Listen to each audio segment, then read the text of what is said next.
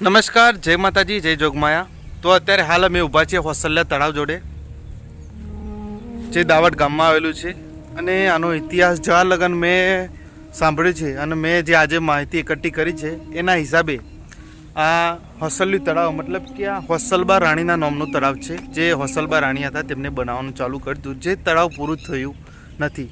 તમને બતાવીએ અને શું બન્યું હતું શું નહીં કિસ્સો એ બધી જ તમને ચર્ચા કરીએ। જે જોઈ રહ્યા છો તે જે હોસલ્યું તળાવ હોસલેશ્વર તળાવ જે હોસલબા રાણીએ બનાવ્યું હતું, તો તેનો કિસ્સો કંઈક આવ્યો છે। 27 તાવડી કહેવાતું હતું પહેલાં અહીંયા, અને 27 તાવડીમાં ઢાલો વણિયો કરીને હતો જે પૈસાનું લેણ દેણ કરતો હતો, અને તેને રાજા સિદ્ધરાજને 3 બોરી એટલે 3 ગુણા પૈસા આપ્યા હતા, રાણીના સિક્કા આપ્યા હતા, અને રાજા સિદ્ધરાજને વાયદો કરેલો હતો કે આટલા સમયમાં પાછા આપી દેવા। અને એ સમય આવ્યો અને રાજા સિદ્ધરાજ એ પૈસા ચૂકવવા આવ્યા, પણ જે સાબરમતી નદી કહેવાય છે તે સાબરમતી નદીમાં પૂર આવેલો હતો બંને પડે, અને પૂરના કારણે રાજા સિદ્ધરાજ આ સાઈડ આવી શક્યા નહીં, અને રાજા સિદ્ધરાજ પાછા પાટણ ફરી ગયા, અને રાજા સિદ્ધરાજને બધી રાણીઓને બોલાયા, અને એમાંથી એક રાણી હતી જે અણમાનીતી રાણી હતી, તેમને બોલાવી અને કીધું કે આ પૈસા જો પહોંચાડી દે 27 તાવડી ઢાલા વણિયાને ત્યાં, તો તું માનીતી રાણી તારે માનીતી રાણીનો દરજ્જો આપીશ। તો રાણીને પણ કીધું કે પૈસા આપીને જ પાછી આવીશ ને પાછી આવીશ। તો રાણીએ પણ કીધું કે પૈસા આપીને જ આવે ને પાછું તો મારું મોઢું બતાવે નહીં। રાણી તેમ કરી નીકળી અને વચ્ચે બજાર આવ્યું, અને બજારમાંથી રાણીએ રાખડી લીધી, અને અહીં આવી સાબરમતી નદી ઓછી થઈ ગઈ હતી, તો નદીમાં થઈને પૂર ઓછું થઈ ગયું તો આવીને અને ઢાલા વણિયાને રાખડી બાંધી, અને ઢાલા વણિયાએ પણ બેનનું સ્વાગત કર્યું, અને હોસલબાએ પછી કીધું ઢાલા વણિયાએ કે તમે જે રાજા સિદ્ધરાજને 3 બોરી ગુણા જે તમે પૈસા આપ્યા હતા બરાબર, એ હું પૈસા પાછા આપવા આવ્યો છું, જે સિક્કા હું પાછા આપવા આવ્યો છું। પણ ઢાલા વણિયાએ એ પૈસા ના લીધા અને બીજે 3 બોરી પૈસા રાણીને આપ્યા।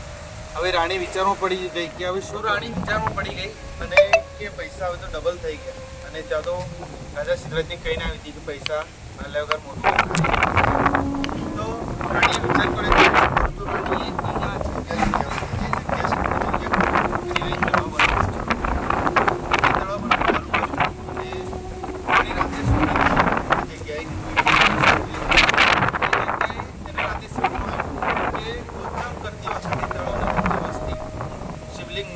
જે શેખરિયા મહાદેવ તરીકે કાશી, અને તે કીધું કે જે શિવલિંગ મળશે એ જગ્યા મળશે વચ્ચે વસ તળાવના, એ વચ્ચે વસ તળાવ બનાવો, વચ્ચે વસ મંદિર બનાવો બરાબર મહાદેવ। પણ રાણીએ બીજા દિવસે ખોદકામ ચાલુ હતું, અને બીજા દિવસે શિવલિંગ મળ્યું, તો શિવલિંગ મળ્યું પણ રાણીએ જેમ કીધું તેમ કર્યું નહીં। રાણીને વિચાર આવ્યો કે જો લોકોને દર્શન કરવામાં અવર જવરમાં પ્રોબ્લેમ થશે તો દર્શન કરી શકશે નહીં, એમ કરીને રાણીએ શેખરિયા મહાદેવનું મંદિર ત્યાં પેલી સાઈડ છેક ખૂણે તો પેલી સાઈડ બનાવ્યું, અને અહીં બનાવ્યું। એ જ રાત્રે કાળો નાગ નીકળ્યો અને રાણીને કરડ્યો, અને રાણી તો મિત્રો આ એ જ મંદિર છે શેખરિયા મહાદેવ મંદિર, કે જે તળાવ વચ્ચેથી શિવલિંગ મળ્યું હતું, અને ત્યાં મંદિર બનાવવાનું કીધું, અને ત્યાં બનાવ્યું હતું તો, અને રાણીએ ત્યાં ના બનાવતા એ બનાવ્યું, અને પછી તે જ રાત્રે તેને રાતે સાફ કર્યો હતો, અને રાણી મળી ગઈ, અને તળાવનું કામકાજ રોકાઈ ગયું, અને અત્યારે લગન તળાવ હજુ સુધી ખાલી નથી થયું। અને શેખરિયા મહાદેવ મંદિર, અને વિડીયો ગમે તો લાઈક શેર અને સબસ્ક્રાઈબ કરવાનું ભૂલતા નહીં। હર હર મહાદેવ।